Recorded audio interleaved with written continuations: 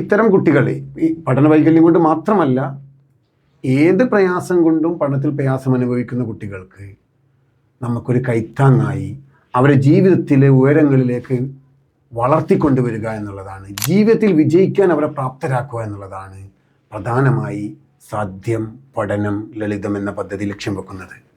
നമ്മൾ സാധാരണ 45 മണിക്കൂറാണ് അതിനെടുക്കാറ്.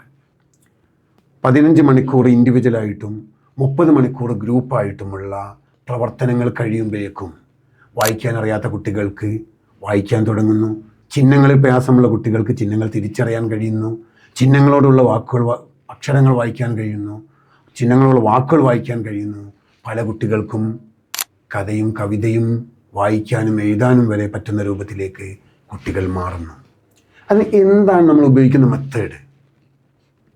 ഈ പഠനത്തിൽ പ്രയാസം അനുഭവിക്കുന്ന കുട്ടികൾക്ക് നമ്മൾ സാധ്യം പഠന ലളിതത്തിൽ ഉപയോഗിക്കുന്ന മെത്തേഡ് എന്ന് പറഞ്ഞാൽ ബഹുമുഖ ബുദ്ധിയുടെ സാധ്യതകൾ ഉപയോഗപ്പെടുത്തുക എന്നുള്ളതാണ് ഒരു മെത്തേഡ്.